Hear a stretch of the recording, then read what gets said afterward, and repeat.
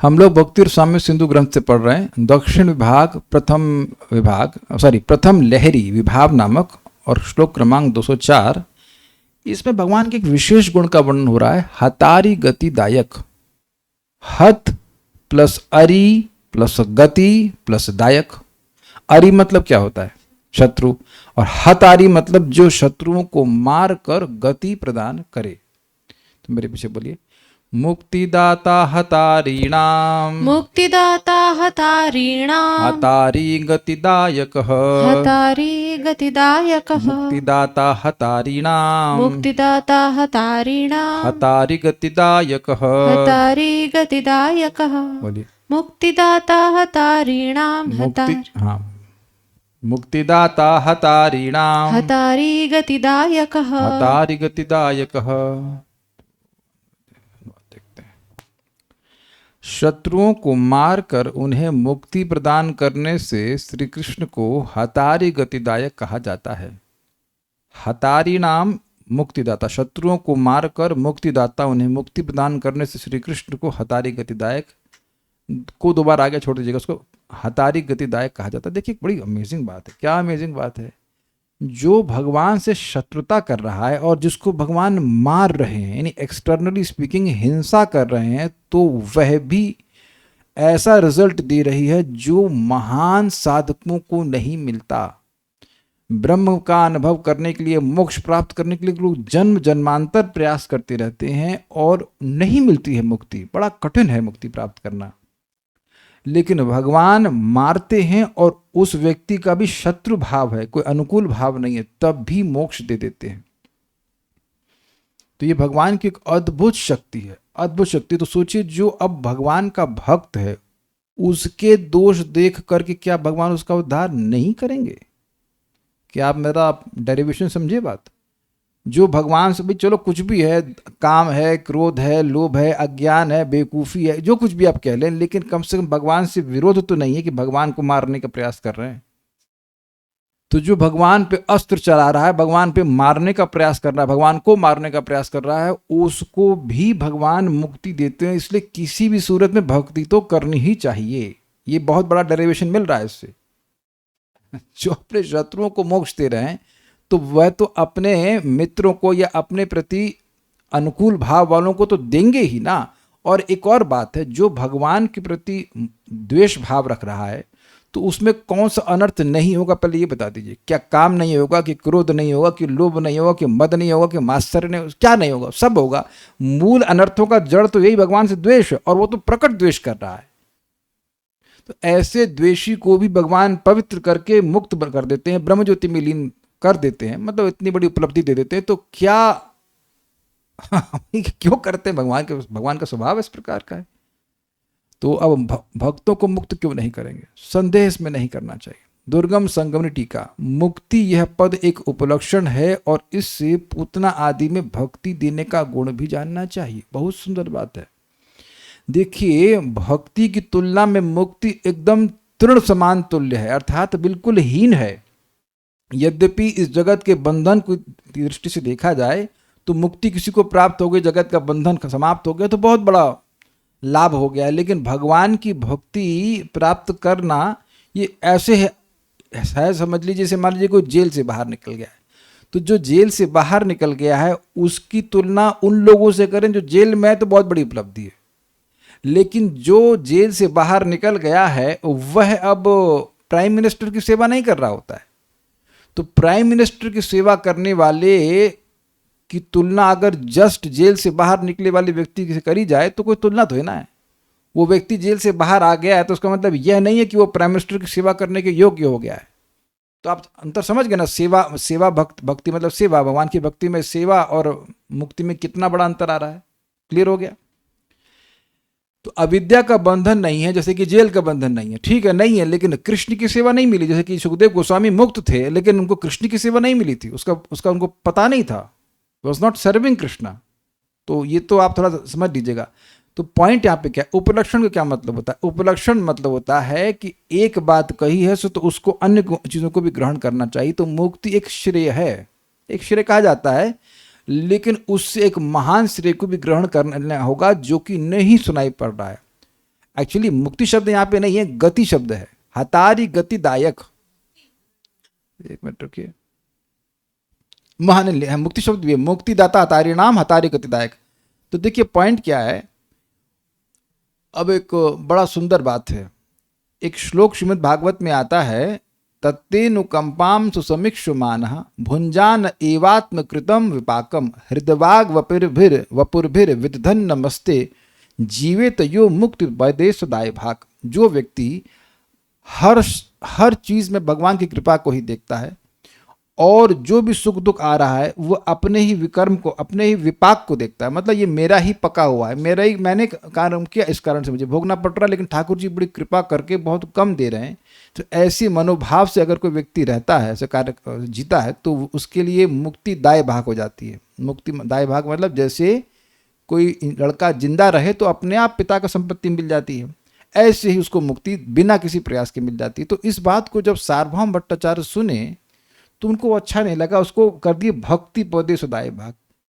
तो महाप्रभु का ये किस कारण से आपने श्लोक चेंज किया? तो कहते ये मुक्ति हमको अच्छा नहीं लगता है, क्योंकि ये अब ब्रह्म ज्योति में लीन होने का आशय सूचित करता है। तो महाप्रभु प्रसन्न हुए कि ये पहले मायावादी थे, ये ब्रह्मवादी थे, मुक्ति के पीछे भाग रहे थे, और अब उनको मुक्ति शब्द भी अच्छा नहीं लग रहा। फिर महाप्रभु ने समझाया कि भगवान को मुकुंद कहते हैं।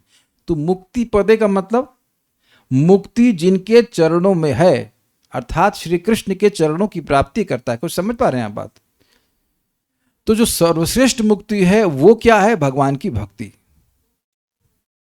तो आपको मुक्ति दाता का मतलब है कि केवल मुक्ति ही नहीं देते हैं, भगवान की भक्ति भी प्रदान करते हैं। आप सब जानते हैं, अहो वकीयम स्तनकालकूटम जिघांसया पेद साधवी लेभे गतिम, गति देखिए क्या गति, देखिए गति शब्द, लेभे गतिम धात्री उच्चताम ततोन्यम कम वा दयालुम शरणम भजे महा। गति मीन्स डेस्टिनेशन, गंतव्य।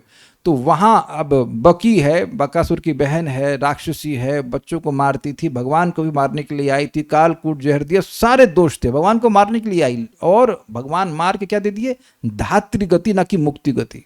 कुछ क्लियर हो रहा है? ये प्रमाण है कि गति का मतलब केवल मुक्ति नहीं है, मुक्ति का मतलब, गति का मतलब भक्ति भी प्रदान करते हैं। यद्यपि जबकि अन्य भगवत स्वरूप जब किसी को मारते हैं, किसी असुर को मारते हैं, तो उसको स्वर्ग आदि गति मिलते हैं, हायर डेस्टिनेशन मिलता है, लेकिन मोक्ष तो नहीं ही मिलता है। और भक्ति का तो कहना ही क्या। माइक पे बोलिए अगर कुछ बोलना है, नहीं तो मत बोलिए। वह पहले भी इस प्रकार कहा गया है, अमी कृष्णे किल अद्भुता। यह सब गुण श्री कृष्ण में निश्चय ही अद्भुत रूप से प्रकट हैं। भक्ति रसामय सिंधु 2.1.14 नोट। ये श्लोक हम लोग पहले पढ़ चुके हैं और इसमें बताया गया है, अवतारावली बीजम हतारि गतिदायक आत्मा राम गणाकर्षी इत्यमी कृष्ण किलाद्भुतः। ये जो गुण है ये भगवान विष्णु में भी पाए जाते हैं। अवतारावली बीजम, अवतारों की पंक्तियों के मूल हैं, वैसे शुरू दक्षा विष्णु भी हैं। हतारि गतिदायक, वह मारने वाले को गति प्रदान करने वाले हैं। आत्म राम गणाकर्षी, जो आत्म राम गण हैं उनको आकर्षण करने वाले भगवान विष्णु भी करते हैं, विष्णु स्वरूप में भी करते हैं। लेकिन इति अमी कृष्ण किल अद्भुता, किल मतलब निश्चित ही कृष्ण में ये तीनों गुण विशेष रूप से हैं, कुछ अद्भुत रूप से। तो क्या अद्भुतता है? यही अद्भुतता है। अहोबत शब्द ही अद्भुतता को, आश्चर्य को सूचित करता है कि उनको मारने के लिए आई और उन्होंने, भगवान ने उसको धात्री गति दी। ऐसा और किसी विष्णु स्वरूप में भगवान नहीं की है। तो समझ गए बात कि श्री कृष्ण जो हैं वह उन गुणों को अद्भुत रूप से, आश्चर्यजनक रूप से प्रस्तुत करते हैं। इसीलिए श्री कृष्ण का आश्रय लेना चाहिए। भक्ति सार प्रदर्शनी। मुक्तिदाता आदि लक्षण तो श्री कृष्ण में ही निष्ठ गुणों के हैं। उनका नारायण आदि में साधारण रूप से गतिदायकत्व आदि सामान्य धर्मों का आश्रय लेकर ही जानना चाहिए। इसको समझा देता हूँ नोट से। भगवान नारायण जब किसी को वध करते हैं तो उसको स्वर्ग आदि गति प्रदान करते हैं, न कि मुक्ति या भक्ति। देखिए बात क्या है, बात यह है, रुकिए, कह रहे हैं कि मुक्ति प्रदान करने का गुण तो केवल और केवल श्री कृष्ण में है। हतारी गतिदायक विष्णु भी हैं, लेकिन उस सेंस में कि गति मतलब स्वर्ग। अरे रुकिए, सुनिए तो सही, गति का मतलब है स्वर्ग, न कि मोक्ष। जब भगवान विष्णु किसी को मारते हैं तो वह मुक्त नहीं होता है, वो जन्म मृत्यु के बंधन से मुक्त नहीं होता है, वह प्रमोट हो जाता है स्वर्ग आदि में। जैसे कि हिरण्यकश्यप हिरण्याक्ष को भगवान ने मारा, वराहदेव ने मारा और नरसिंहदेव ने मारा, तो वो प्रमोट हो गए, वो रावण बन गए और क्या नाम है, कुंभकर्ण। और उसके बाद वो उसको मारा तो फिर बन गए ये शिशुपाल और दंतवक्र। तो शिशुपाल की क्या पोजीशन थी, भगवान का ही वो सब मतलब रिलेशनशिप में आ गया, इतना ज्यादा वह एलिवेट हुआ। तो एलिवेट हुआ, प्रमोशन हुआ, लेकिन वह जगत से बाहर नहीं निकल पाए। ये रूप गोस्वामी समझाते हैं इस तरह से। ये बात समझ में आ रही है कि भगवान जब भगवान विष्णु स्वरूप में जब मारते, ताड़का को मारा कि नहीं। इंटरेस्टिंग है कि भगवान राम ने भी ताड़का को मारा, लेकिन क्या वह साकेत लोक की प्राप्ति करी? आपने ऐसा कहीं सुना है? आप देखिए, ये मेरी अंडरस्टैंडिंग है, हम तो सही बात समझें। आपको कहीं प्रमाण मिला हो कि ताड़का को मारे हों और वह साकेत लोक पहुंच गई हो प्रामाणिक रूप से, आप तो बताइएगा। ऐसा हुआ नहीं है, कहीं भी गई हो लेकिन साकेत लोक नहीं गई। देखिए क्या नाम है, भगवान कृष्ण ने जब पूतना को मारा, दोनों सिमिलर ही कह लीजिए, पूतना को इधर मारे, ही ताड़का भी सबसे पहले ताड़का को मारे थे भगवान राम, है ना, उससे पहले तो किसी ने मारे थे। तो ताड़का को मारे तो वहां अगर साकेत लोग गई होती तो वो शास्त्र में बोल दिया गया होता कि साकेत लोग गई, ताड़का तो नहीं गई।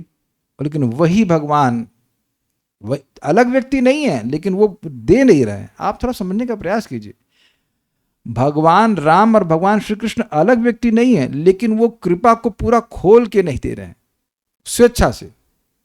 तो सदगति हुई उसकी, इसमें संदेह नहीं, भगवान के हाथ से मरी, ताड़का की बात कर रहा हूं, लेकिन वह मुक्त नहीं हुई। और भगवान कृष्ण मारे तो अब क्या पूतना मुक्त होने के लिए आई थी, क्या गोलोक की प्राप्ति करने के लिए आई थी, लेकिन वो मुक्त हो गई। क्षमा कीजिएगा, मुक्त नहीं, भगवान की माँ की गति उसने प्राप्त की। अब पूछना मुझे पूछिए। प्रभु जी, भगवान के जो अवतार हैं तो वो स्वर्ग प्रदान करते हैं अगर मारते हैं तो पावर उनमें भी नॉट नेसेसरली हायर डेस्टिनेशन प्रदान करते हैं, उनकी जो इच्छा हो, लेकिन मुक्ति मोक्ष नहीं नहीं देते। देते। देखिए अप टू का सेंस होता है, जैसे हमारे यहाँ कितनी स्पीड आती है, अप टू 100 Mbps, हमेशा 100 Mbps नहीं आती है। Is it okay? तो जितना वहां से वो खोल देते उतनी आ जाती है स्पीड। तो अब भगवान जितना खोलेंगे, जैसा उनका मूड होगा वैसा वो करेंगे, लेकिन मोक्ष नहीं देते भाई। क्योंकि ऐसा नहीं कि हर बार जो असुर मारा जाएगा वो स्वर्ग ही जाके लैंड करेगा, वो उनकी इच्छा है। हाँ, तो पावर होती है सारे विष्णु अवतार भगवान के अवतारों के पास भी, पर वो प्रकट नहीं करते। देखिए मुक्ति देने की पावर होती है। बात समझिए, वो अलग व्यक्ति हैं ही नहीं। पहले इस डाउट को अपने मन से बाहर निकालने की, वो अलग व्यक्ति, वो अलग व्यक्ति हैं ही नहीं, वो वही व्यक्ति हैं। लेकिन वराहदेव और भगवान कृष्ण में कोई भेद नहीं है, लेकिन वह अपनी स्वेच्छा से, that is called sweet will, अपनी स्वेच्छा से वह उस शक्ति को पूर्णतः प्रस्तुत नहीं करते हैं। क्या वराहदेव को सिखाना पड़ेगा फ्लूट कैसे बजाई जाए? वो सब बजा सकते हैं, फ्लूट, बैंजो, तबला सब बजा लेंगे, लेकिन वो बजाए किसको? वो हिरणाक्ष को बजाए, तमाचा बजाए, और कुछ नहीं बजाए। वो नहीं, वो ऐसा आप अगर ऐसा कह देंगे तो वराहदेव को आप अशक्त कह देंगे। ये यहाँ अपराध बन जाता है। जब वराहदेव बांसुरी नहीं बजा रहे हैं तो कोई कहे करी तो बांसुरी नहीं बजा सकते, तो कम, ये अपराध है। वो अपनी इच्छा से नहीं बजा रहे, नहीं कर रहा, खत्म हो गई बात।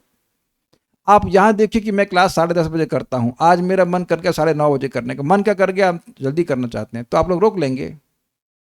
कोई कहेगा आप क्लास 9:30 बजे कर रहे हैं, हम नहीं आएंगे, तो बताओ आप लोग रोक सकते हैं? बताइए, किसी का मैं रोकने की? अच्छा, आप लोग मान लीजिए ना आना चाहें तो मैं आपको रोक, कोई आपको खींच सकता है? तो आप में इतनी स्वेच्छा है कि ये करें कि ना करें, अग्रीड। तो भगवान की स्वेच्छा का मतलब, उनकी स्वेच्छा है कि वराह रूप में नहीं बजाएंगे मुरली, करते रहो प्रार्थना, नहीं बजाऊंगा मुरली। कोई नहीं वराह देव को बोल रहा है कि आप मुरली बजाइए, नहीं, इट डजंट। नरसिंह देव को बोलेगा कोई, आप यार थोड़ा सारंगी बजाओ, no, he doesn't, he can but he doesn't do that. तो इसी तरह से आप ये नहीं कह सकते कि असमर्थ कुछ नहीं है, वो सब कर सकते हैं, लेकिन वो देते नहीं है। श्री कृष्ण स्वरूप में ही वह पूर्ण कृपा देते हैं, ये बात है। इसीलिए तो उद्धव जी कह रहे कि हम और किसकी शरण लें, आपसे अधिक और कृपालु कौन हो सकता है? कम वा दयालु शरणम ब्रजेमा। सबसे हर चीज में भगवान अद्भुत रूप से वह उत्कृष्ट हैं, अद्भुत रूप से वो गुण को प्रकाशित करते हैं। तो उम्मीद है कि बात समझ में आ गई कि मैं फिर रिपीट कर रहा हूं, क्योंकि कंफ्यूजन हो सकता है। हतारी गतिदायक भगवान विष्णु हैं कि नहीं है, वेद बात नहीं, बताइए।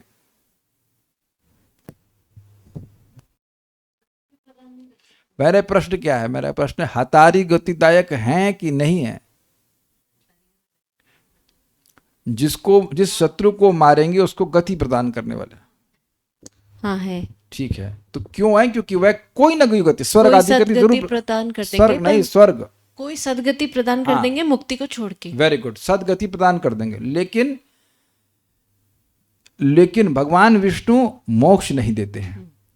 तो जो यहाँ पे शब्द, जो डेफिनेशन दी जा रही है उस सेंस में कि मुक्ति प्रदाता, तो मुक्ति प्रदाता का जो गुण है वो तो श्री कृष्ण में ही निष्ठ है, अर्थात फिक्स्ड है। फिक्स्ड मतलब बस श्री कृष्ण ही मुक्ति देते हैं असुरों को। बहुत ध्यान से सुनिएगा, भगवान विष्णु अपने भक्तों को मुक्ति देते हैं, ऐसा नहीं कि मुक्ति देते ही नहीं है वो, लेकिन भक्तों को देते हैं, वह असुरों को नहीं देते, असुरों को मार के नहीं देते, सो टू स्पीक।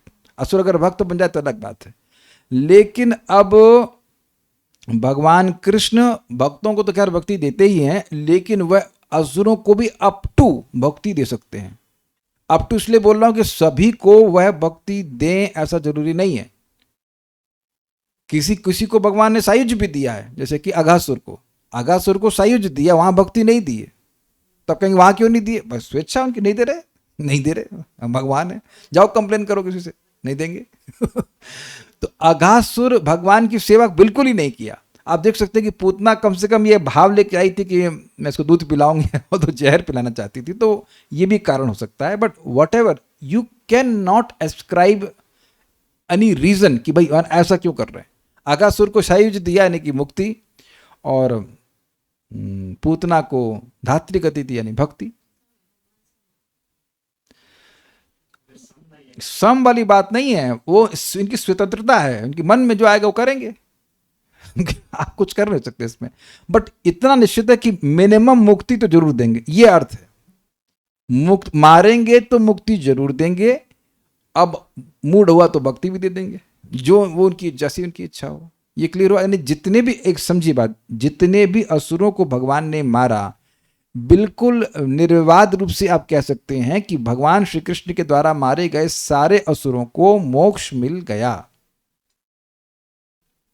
इसमें एक और भी इंटरेस्टिंग बात है कि एक भक्त पूछ रहे थे कि इधर कुरुक्षेत्र के युद्ध में सब तो वासनाओं से रहित नहीं हो पाए थे, तो भगवान ने कैसे उनको, भगवान के पास उनको अपने स्वरूप की प्राप्ति कैसे हुई? तो देखिए, पहली बात तो भीष्मदेव के वक्तव्य से समझना होगा, हतगता स्वरूपम, जो भी वहां मरे उनको अपना स्वरूप प्राप्त हो। लेकिन इसके काफी अर्थ हैं।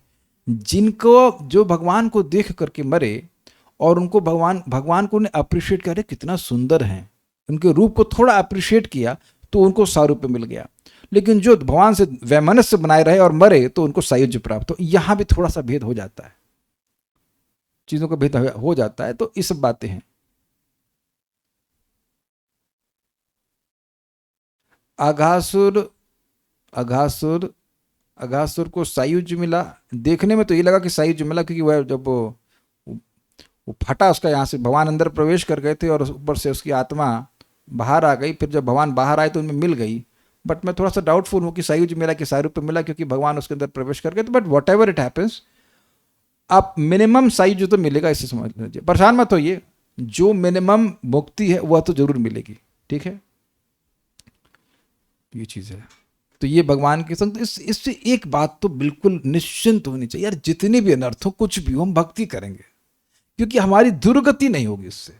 जब असुरों को भगवान ऐसा कर रहे हैं और तो हम लोग को, हम पर भी कृपा करेंगे। ये बात हमको, हम अपने आप को बार बार याद दिलाते रहते हैं, भाई कुछ भी हो, स्ट्रगलिंग डिवोटी हैं तो है ही हैं, इसमें कुछ कहने की बात नहीं। लेकिन अब जो कुछ भी हो, भगवान श्री कृष्ण की कृपा इस ओवर फ्लडिंग, मतलब सुनामी सामने हो तो आप क्या हैं, और आपको परिवार क्या है, और हम सब लोग क्या हैं, कुछ नहीं, पूरा घर परिवार सब बहा देगी। तो भगवान की दया की तरफ देखना चाहिए, दयालु है भगवान। अब बड़ा सुंदर श्लोक है, बहुत सुंदर श्लोक है। यहां इस बात को एग्जाम्पल से दे रहे हैं कि भगवान ही जीवों को पराभव देने वाले हैं।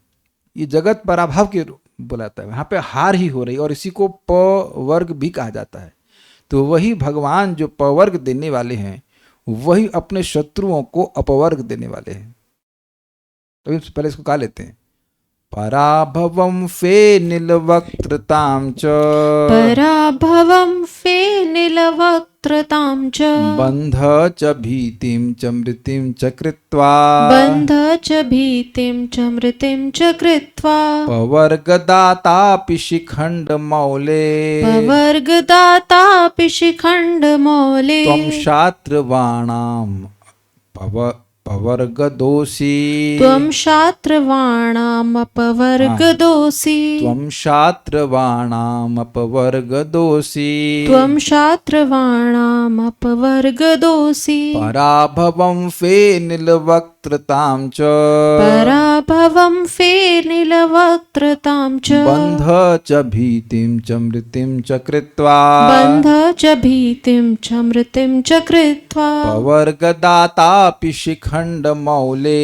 पवर्गदातापि शिखण्डमौले त्वं शात्रवाणामपवर्गदोषी त्वं शात्रवाणामपवर्गदोषि पराभवं फेनिलवक्त्रतां च पराभवं फेनिलवक्त्रतां च बन्ध च भीतिं च मृतिं च कृत्वा बन्ध च भीतिं च मृतिं च कृत्वा पवर्गदातापि शिखण्डमौले पवर्गदातापि शिखण्डमौले त्वं शात्रवाणामपवर्गदोषि त्वं शात्रवाणामपवर्गदोषी। बहुत मजेदार श्लोक है। जैसा कि कहा गया है, कहाँ कहा गया है नहीं बताया, कहीं ना कहीं कहा गया है, हे मोर पंखधारी श्री कृष्ण। अब देखिए ये बड़ा इंटरेस्टिंग है, मोर पंखधारी क्यों कह रहे हैं, केशव क्यों नहीं कह रहे हैं। ये भगवान की सुकुमारता को सूचित कर रहा है। जो मोर पंख को धारण कर रहे हैं अत्यंत सुकुमार हैं, लेकिन गुण जो वर्णन हो रहा है वो उनकी शक्ति का हो रहा है। बड़ा बड़ा विरोधास्पद सा ही बात है ना। बोलते केशव जो ब्रह्मा और शिव को भी अपने नियमन में करने वाले हैं, ऐसा बोलते, लेकिन ऐसा नहीं बोल रहे हैं। ये थोड़ा अलग है, बहुत सॉफ्टनेस सूचित हो रही है ना जो मोर पंख धारण कर रहे हैं। सौंदर्य भी सूचित हो रहा है। आप शत्रुओं को पराभूत करने वाले हैं। फेनिल वक्त्रता अर्थात उनके मुख में से झाग निकलवा देने वाले हैं, बंधन तथा मृत्यु देने वाले हैं। अतः पवर्ग देने वाले होकर भी आप उन्हें अपवर्ग मुक्ति ही प्रदान करते हैं। ये समझ में नहीं आया होगा, मैं समझाता हूं। हे श्रीखंड मौले, हे मयूर पंखधारी श्री कृष्ण, त्वम आप, पराभवम पराजय। देखिए हिंदी तो पढ़े ही होंगे, और हिंदी में एक प वर्ग आता है। प, फ, ब, भ और म। तो जो भी जीव भगवान से द्वेष करते हैं, वो उनसे शत्रुता मानते हैं, एनवियस लिविंग एंटिटीज, तो उनको ये पराभव प्राप्त होता है। पराभव मतलब इस जगत में बार बार, भाई देखो सिंपल सी बात है, इस जगत में व्यक्ति जन्म ले रहा है, जन्म लेना ही हार है। उसका साम्राज्य छूटा हुआ। साम्राज्य क्या है जीव का, कि वह अपने आप को भगवान के निकट श्री कृष्ण के सेवक के रूप में देखे, वो छूटा हुआ है उसका, तो उसका पराभव है। इसी बात को भगवान ने 5वें स्कंद में 5वें अध्याय में कहा है, पराभवस्तावद बोध जातु यावन जिज्ञासतमात्म तत्व। तब तक व्यक्ति को पराभव प्राप्त होगा, मतलब बार बार जन्म मृत्यु के चक्र में पड़ा रहेगा, जब तक वह आत्म तत्व की जिज्ञासा नहीं करता है। तो ये जो पवर्ग है, इसमें पहला है पराभव अर्थात पराजय। जो कुछ भी हम इकट्ठा करते हैं जगत में, वो सब छीन लिया जाता है। अब मान लीजिए वेदवादिनी मैं और आपको छीना झपटी का गेम खेल रहे हैं, और हर बार मुझसे छीन के ले जाएं, तो किसकी हार हो रही है बताइए, माइक बताइए।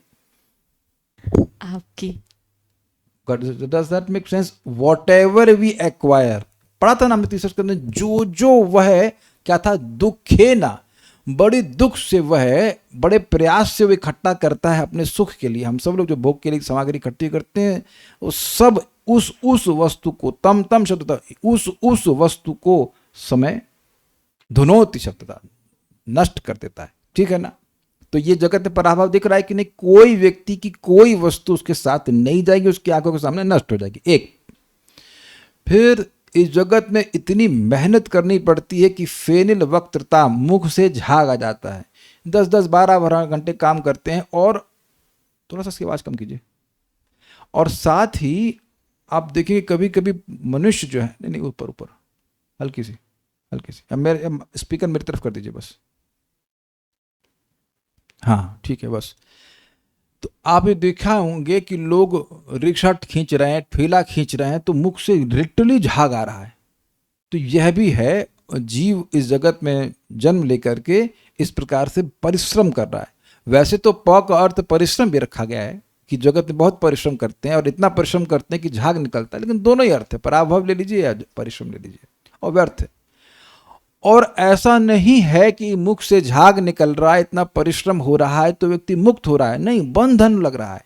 जिन जिन कार्यों को वो कर रहा है इंद्रिय तृप्ति की, वो फिर अगले एक जन्म नहीं कई जन्मों के लिए उसमें वो कर्म पक जाता है। Is it okay? जैसे आप खिचड़ी एक व्यक्ति के लिए बना सकते हैं, दो के लिए बना सकते हैं और 100 लोगों के लिए भी बना सकते हैं। तो उसी प्रकार से वही कर्म अब कितने जन्मों का बंधन दे रहा है आप नहीं कह सकते हैं। आपको पता है ना वो एग्जाम्पल जो क्या नाम है धृतराष्ट्र ने किया था। धृतराष्ट्र ने एक पक्षी के 100 बच्चे उसके सामने मार दिए थे। तो कितने समय का बंधन लगा? कर्म एक हुआ लेकिन अब 100 जन्म का बंधन लग गया उसको। ठीक है, तो बंधन लग रहा है। और भीति, भाई तो स्पष्ट है, इंद्रिय तृप्ति छूट जाएगी, मेरे को मरना पड़ेगा, ये भय मिलता, ये सब जगत में लगा हुआ। और मृत्यु, अंत तो गता मृत्यु, तो सबको दिख गया। प फ ब भ म, कृता मतलब देकर। पवर्ग दाता अपि, पवर्ग को देने वाला होते हुए भी, अर्थात इन पांचों को देने वाला होकर भी, अर्थात भगवान की एजेंसी माया के द्वारा जो भी जीव उनसे शत्रुता रखते हैं, उनसे द्वेष रखते हैं, उनको पवर्ग मिलता है। भगवान की इच्छा के बिना नहीं मिल सकता है। तो कहेंगे भगवान की इच्छा क्यों होती है? भगवान क्या हमसे गुस्सा होते हैं? देखिए, भगवान हमसे गुस्सा नहीं होते हैं, वो सुविधा प्रदान करते हैं उन जीवों को इस प्रकार की कष्ट भोगने के लिए, क्योंकि जो भगवान से विद्रोह करते हैं उनको मिलेगा ऐसा। भाई आप जानते हैं कि जेल की रचना प्राइम मिनिस्टर की इच्छा से ही होती है, लेकिन इसका मतलब ये नहीं कि खुद ही वो अब ईंट पत्थर लगा रहे हैं उसमें। तो ये बात सब लोग समझते हैं इस बात को, लेकिन भगवान के शत्रुओं को, या हम सभी लोग जो भगवान की भक्ति नहीं कर रहे हैं जगत में, वो बेसिकली भगवान से शत्रुता रखे हैं, एनवियसनेस। तो एनवियस जीवों को यहाँ पे स्थिति मिलती है, ऐसी पवर्ग मिलता है, ये क्लियर हुआ है। तो पवर्ग देने वाले श्री कृष्ण ही हैं, और ऐसा होते हुए भी शात्रवाणाम अपवर्गदः असि, शत्रुओं के लिए मोक्ष देने वाले हैं। अब ये थोड़ा विरोधाभास है। जो जगत में जीव भगवान से द्वेष कर रहे हैं लेकिन एकदम शत्रु नहीं है, एकदम भगवान पे बाण नहीं मार रहे हैं, तो उनको सबको पवर्ग मिल रहा है, उनको बंधन मिल रहा है, पराभव मिल रहा है, झाग निकल रहा है, बंधन मिल रहा है, मर रहे हैं। लेकिन जो शत्रु हैं, कदाचित वह भगवान के सामने आ जाए, उनको मार रहे हैं श्री कृष्ण को, तो भगवान उनको अपवर्ग दे रहे हैं। ये है ना मजेदार बात? कुछ समझ में आया? कैन यू रिलिश दिस श्लोक? इज वेरी अमेजिंग कि ऐसे सबको लाइन से पवर्ग दे रहे हैं। दुख में मतलब उनकी व्यवस्था से दुख में पड़ रहा है, लेकिन वो इनडायरेक्ट व्यवस्था है। लेकिन अगर कदाचित भगवान के सामने आ गया तो भगवान अब उसको अपवर्ग प्रदान कर देते हैं। तो ये उनकी दयालुता है। It's very interesting. और ये इनकंसीवेबल भी है। जो पीठ पीछे गाली दे रहा है उसे पवर्ग ही मिल रहा है ना? लेकिन अगर भगवान के सामने आकर के बाण चला दिया, भगवान को मारने का प्रयास किया, तो भगवान उसको मार देते और मार करके मोक्ष प्रदान कर देते। समझते रहिएगा आप, हम तो खाली अनुवाद कर, समझते रहिएगा क्यों करते हैं। कोई आपको गोली मारे, क्षमा कीजिएगा, कोई किसी को गोली मारे तो उसको मुक्त हो जाओ, नहीं। महाराज सुंदर कहते हैं कि देखो भगवान का अद्भुत स्वभाव है। कोई गुंडा अगर बाहर घूम रहा हो तो हम अपना दरवाजा बंद कर लेंगे, लेकिन भगवान जब यहाँ के हूण बदमाशों गुंडों को मारते हैं, जैसे पहली गुंडी को मारा, पूतना को, तो कहते तुम यहाँ बहुत डिस्टर्ब कर रहे हो जगत में, जाओ हमारे धाम में जाकर रहो। This is very inconceivable. इसीलिए भैया भक्ति नहीं छोड़ना। You are not a demon, we are not a demon, we may have demoniac tendency in our heart which is there. उसका तो क्योर चल रहा है, प्रोसेस चल रहा है। हरे कृष्णा कर रहे हैं, भगवान की बात सुन रहे हैं, प्रसाद खा रहे हैं भैया, लेकिन भगवान की दया की तरफ देखिए। और प्रभुपाद, अच्छा अगर आप इस बात को नहीं समझ पा रहे हैं देन इट्स ऑल्सो ओके। भगवान की दया को, भगवान के गुण को नहीं समझ पा रहे हैं, इट्स ऑल ओके। क्यों प्रभुपाद कहते हैं कि तुम चाहे भगवान के किसी भी गुण को समझ लो, लेकिन भगवान की जो सहज दया है बद्ध जीवों के प्रति, उसे तुम कभी नहीं समझ सकते। इनफाइनाइट है। समझ में नहीं आ रहा है ना कि जो अन्य लोग को पवर्ग दे रहे हैं और शत्रु जो उनको मारने का प्रयास कर रहा है, मार तो नहीं सकता, उसको मार करके मोक्ष दे रहे, खत्म करो यार, चलो यार तुम बहुत डिस्टर्ब हो रहे हो। हाँ बोलिए, कुछ बोलना चाहती हैं? आप अकेली तो है नहीं ना क्लास में, तो बोली तो मैं की बोली, नहीं तो मत बोली, कोई बात नहीं। अब ये बड़ा मजेदार है, यहां पर दो अर्थ आएंगे, यथा वा दूसरा। इसको पहले हम ऐसे नहीं समझा पाऊंगा, अब अन्वय करके पढ़ाऊंगा, पहले बोल लेते हैं। चित्रम मुरारे सुरवैरि पक्ष, चित्रं मुरारे सुरवैरिपक्ष, त्वया समन्ताद् अनुबद्ध युद्ध, त्वया समन्तादनुबद्धयुद्धः, अमित्रवृन्दान् अविभिद्य भेदम्, अमित्रवृन्दान्यभिविद्य भेदम्, मित्रस्य कुर्वन् अमृतं प्रयाति, मित्रस्य कुर्वन्नमृतं प्रयाति। चित्रं मुरारे सुरवैरिपक्ष, चित्रं मुरारे सुरवैरिपक्ष, त्वया समन्तादनुबद्ध युद्धः, त्वया समन्तादनुबद्धयुद्धः, अमित्रवृन्दान् अविभिद्य भेदम्, अमित्रवृन्दान्यभिविद्य भेदम्, मित्रस्य कुर्वन् अमृतं प्रयाति, मित्रस्य कुर्वन्नमृतं प्रयाति। चित्रं मुरारे सुरवैरिपक्ष, चित्रं मुरारे सुरवैरिपक्ष, त्वया समन्तादनुबद्धयुद्धः, त्वया समन्ताद् अनुबद्ध युद्धः, अमित्रवृन्दान्यभिविद्य भेदम्, अमित्रवृन्दान्यविभिद्य भेदम्, मित्रस्य कुर्वन्नमृतं प्रयाति। मित्रस्य कुर्वन् अमृतं प्रयाति। इस श्लोक को समझने में हमको थोड़ा समय लगा था। इसके दो अर्थ हैं, श्लेष में है। पहले अनुवाद देखते हैं। और भी कहा गया है, हे मुरारी, आपके चारों ओर युद्ध में जुटा हुआ देवताओं के शत्रुओं यानी असुरों का समूह अपने शत्रुओं यानी देवताओं का नाश किए बिना सूर्य मंडल का भेदन कर अमृतत्व अर्थात मोक्ष को प्राप्त करता है। ये बड़े आश्चर्य की बात है। अनुभव से समझाऊंगा। हे मुरारी मतलब मुर नामक दैत्य के अरियन को मारने वाले श्री कृष्ण। यहां समझ में आ रहा है ना, अच्छा शब्द है, क्योंकि असुरों को मारने की बात आ रही तो मुरारी शब्द बिल्कुल सटीक है, सही है। चित्रम मतलब आश्चर्य। देखिए ये एक्सप्लेन नहीं कर रहे हैं, आश्चर्य प्रस्तुत कर रहे हैं। आश्चर्य प्रस्तुत किया जा रहा है, एक्सप्लेन नहीं किया जा रहा कैसा हो कैसे रहा है। तो हमसे मत पूछिएगा ऐसा कैसे हो रहा है। जब यही जो श्लोक बोलने वाले को आश्चर्य हो रहा है तो समझने वालों क्या होगा। वो भी कलियुग का जीव, कांट अंडरस्टैंड। आश्चर्य करिए, मजे लीजिए आश्चर्य के। सुर वैरी पक्ष बिल्कुल स्पष्ट है। सुरो यानी देवताओं के वैरी पक्ष, देवताओं के शत्रु यानी असुरों का पक्ष। त्वया समन्ताद आपके द्वारा सब ओर से। अब फोटो तो नहीं रखे हैं लेकिन है वर्णन, जब देवासुर संग्राम या कहीं तो हुआ था, जब भगवान अवतरित होते हैं तो वो गरुड़ के ऊपर चढ़ करके, तो अब सारे उनको असुर देख रहे होते हैं, तो सब तरफ से युद्ध करते हैं। देवता अलग से तो हार जाएंगे, तो भगवान सपोर्ट करने के लिए आते हैं, युद्ध करते हैं। जब युद्ध में अवतरित होते हैं तो गरुड़ जी पर आसीन होते, तो सारे जो असुर हैं उनको देखते हैं। ये उद्धव जी ने बोला है, तीसरे स्कंद में उद्धव जी ने बोला है कि वो असुर कितने भाग्यवान है कि मरते समय वो आपको देखे और आपके चक्र द्वारा वो कटे, उनकी गर्दन कटी और भगवान के पास चले गए। ये वो स्मरण वहाँ पे कर रहे हैं, वही फोटो हम वहाँ पे रखे हैं, वही मुझे स्मरण आ रहा है। तो सब ओर से मतलब सब ओर से भगवान को घेर करके मारने का ही प्रयास कर रहे हैं। और बात भूल जाएं तो जो मथुरा में अटैक किया था, क्या नाम है उसका, जरासंध, 17 अक्षौणी, सही बोल रहा हूँ, 21 अक्षौणी, 21 अक्षौणी था ना, 21 अक्षौणी, 21 अक्षौणी को लेकर के आ रहा था। तो और लड़ने वाले कौन है, कृष्ण बलराम जी। तो घेरेंगे कि नहीं घेरेंगे इनको, तो सब ओर से घेर करके बाण चला रहे हैं, भाला चला रहे हैं, जो कुछ चला रहे हैं, तो इस प्रकार से वह चला रहे हैं। अनुबद्ध युद्ध, युद्ध में संलग्न होकर भी। अनुबद्ध युद्ध मतलब हुआ कि युद्ध ही करने में लगे हैं, कोई उनका नो मर्सी, उनकी तरफ से कोई और भावना नहीं है, बस कृष्ण से युद्ध करना है, इनको मारना, यही उनका बंधन लगा हुआ। नितराम बंधन मतलब मन में बस यही लगा कि श्री कृष्ण को मारना है, श्री कृष्ण मेरे शत्रु में, यही बंधन उनका लगा हुआ है। होकर भी अमित्र वृंदान, शत्रुओं के समूह को, स्पष्ट समझ में आ रहा है। अमित्र और वृंद मतलब समूह, तो इन शत्रुओं के समूह को, इन राक्षसों के समूह को अविभिद्य, विदीर्ण किए बिना, विविध मतलब फाड़ देना, विविध मतलब विशेष रूप से फाड़ देना, और अविविध मतलब फाड़े बिना, इनको विनष्ट किए बिना अर्थात करे बिना, अर्थात देवताओं का, एक मिनट कुछ मिस्टेक हुआ, हाँ ठीक है, विदीर्ण किए बिना अर्थात देवताओं का नाश किए बिना, मतलब ये शत्रु देवताओं को नहीं मार पाए। ठीक है। मित्रस्य भेदम, मित्र को, मित्र का अर्थात सूर्य का भेदन कुर्बन मतलब करते हुए अमृतम प्रयाति, मोक्ष को प्राप्त करता है।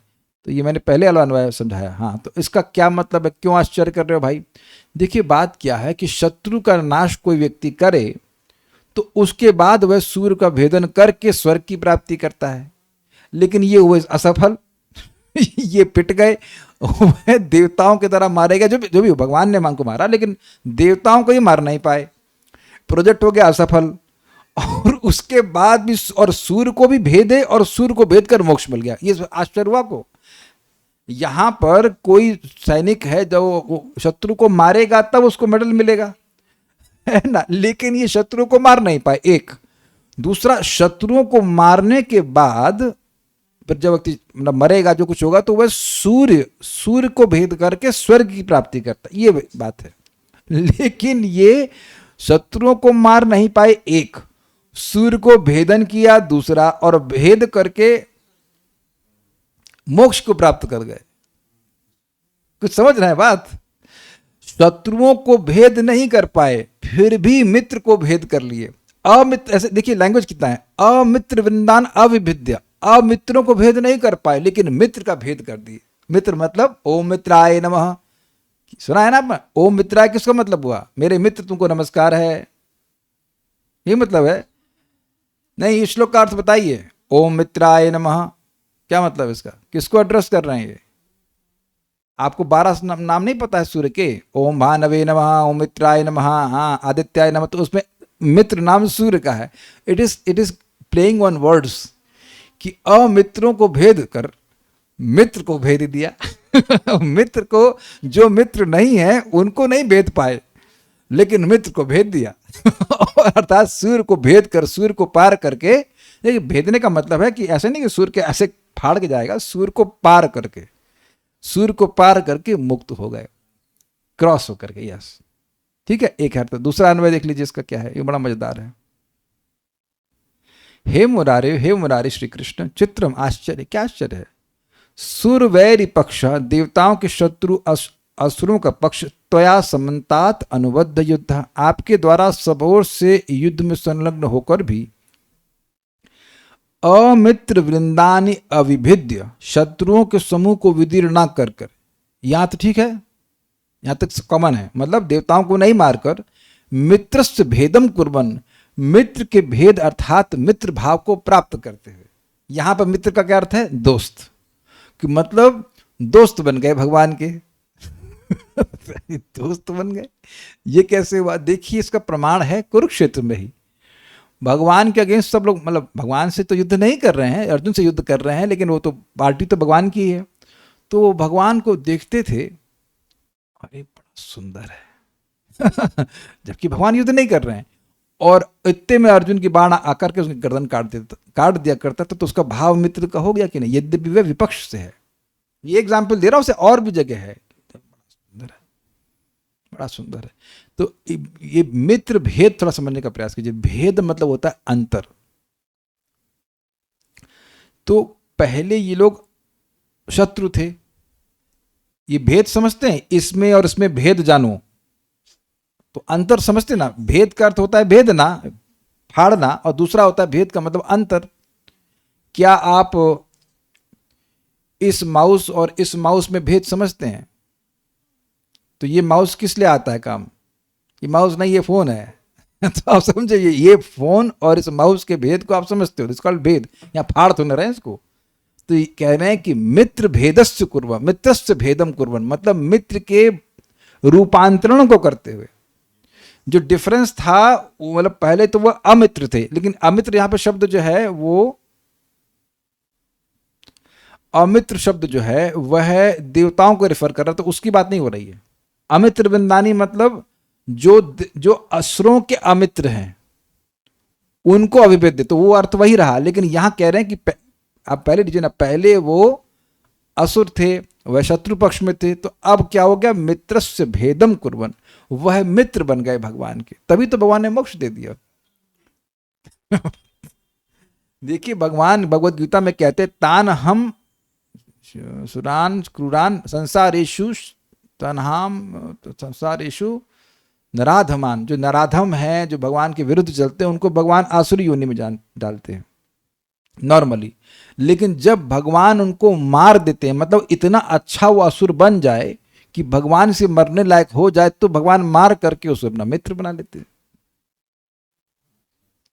अरे पूतना को मित्र बनाया कि नहीं बनाया? वो भी तो मारने ही आई थी। बकासुर अगासुर सबको मित्र बना लिया कि नहीं बना लिया? किसी मित्र को, किसी को आप मोक्ष दे दीजिए तो मित्रता हुई कि नहीं उसके प्रति? तो यही बात यहाँ पर कह रहे हैं कि मित्रस्य भेदम कुर्वन्, उनके मित्र के भेद को करते हुए अमृतम प्रयाति, मोक्ष को प्राप्त कराता है। देखिए यहाँ पर अमृतम शब्द का मतलब ब्रह्मानंद की प्राप्ति करा रहा है। भाई कोई मित्र है, घर पे आए आपके, तो बढ़िया चीज खिलाते कि जूस उस पिलाते फर्स्ट क्लास, तो भगवान उसको मित्र करके, उसको अपने उसका जो प्रतिकूल भाव है उसको चेंज करके अनुकूल भाव करके, उनकी शक्ति ऐसी है, करके उसको मोक्ष प्रदान कर देते। ये उनकी शक्ति है भाई चीज़ें यहाँ अपनी शक्ति के अनुसार कार्य करती हैं। जैसे हम लोग शेव कराते हैं तो उसके बाद वो चीनी जैसी चीज़ घिसते हैं, उसका नाम है फिटकरी, लेकिन बड़ा जलती है। तो आप कहें अरे चीनी लगा रहा है, चीनी लगा रहा था, आपके मानने से चीनी हो जाएगी, वो लगेगी फिटकरी बड़ी तेज लगती है, लेकिन वो जो भी खून वून होता है वो रोक देती है। अब समझ रहे हैं ना? फिटकरी का अनुभव तो माताओं को भी होगा, कभी कट जाता है तो हल्का सा लगाते हैं तो जलता है कि नहीं जलता है? तो जब फिटकरी अपना प्रभाव डाल रही है, चीनी अपना प्रभाव डाल रही है, तो आपके भाव की अपेक्षा नहीं करें तो भगवान ही बस भाव की अपेक्षा करेंगे। वो भाव को चेंज कर सकते हैं, कर देते हैं, बस उनकी इच्छा होनी चाहिए। उनकी इच्छा हो गई तो कर देते हैं, और ऐसा करते ही हैं, वो ऐसा करते ही हैं। ऐसा नहीं कि किसी असुर को मोक्ष देंगे किसी को नहीं देंगे, सबको देते हैं। देखिए हम बार बार रिपीट कर रहे हैं, जब असुरों को मिला, असुर सकल पाइल चरण, जब असुरों को, सारे असुरों को आपका चरण मिल रहा है, तो फिर अपना भी चांस है 100%। अपना चांस नहीं, अपना 100% मिलेगा, भगवान की व्यवस्था से मिल जाएगा। वो भगवान की कृपा से, भगवान की व्यवस्था से मिलता है, हमारे करने कराने से कुछ नहीं होता। ये बात रखना चाहिए ध्यान। दुर्गम संगमनी टीका। एक बात हम थोड़ा सा गलती ये कर गए कि जो दूसरा वाला अर्थ था वो पहले बता दिया।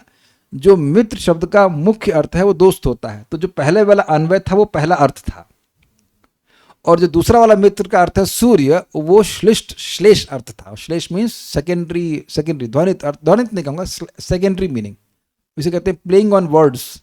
तो एक तो जो मित्र वाला शब्द था वो पहला वाला अर्थ था, और जो मिला मित्र सेंस में, दोस्त के अर्थ में, और दूसरा मित्र का अर्थ सूर्य, वो दूसरा अर्थ है।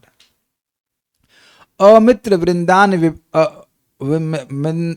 अमित्र वृंदान्य विभिद्य, शत्रुओं के समूह को विदीर्ण न करके, ऐसा ही पाठ है और कोई पाठ नहीं है। जीव गोस्वामी कह रहे हैं। दूसरा कह रहे हैं दूसरे पक्ष में मित्र शब्द का अर्थ सूर्य है, मतलब पहला अर्थ आप लेंगे मित्र मतलब मित्र, जो कि प्रसिद्ध अर्थ है, और दूसरा मित्र का अर्थ है सूर्य, की सूर्य को भेदन करके वह मोक्ष को प्राप्त कर लेते हैं। So we are finishing with this. I think you relished this little bit, इसीलिए तो हम आज क्लास जल्दी कर दी। आज तो क्लास कैंसिल करने का बिल्कुल मन नहीं था, बहुत अच्छा श्लोक थे। कुछ समझ पाए, जो नहीं समझ पाए वापस में अगर आप चाहें तो रिकॉर्डिंग सुन लीजिएगा, will just post after the class. Thank you so much. Shri भक्ति स्वामी सिंधु की जय, शील प्रभुपाद की जय, निताय गौर प्रेमानंदे।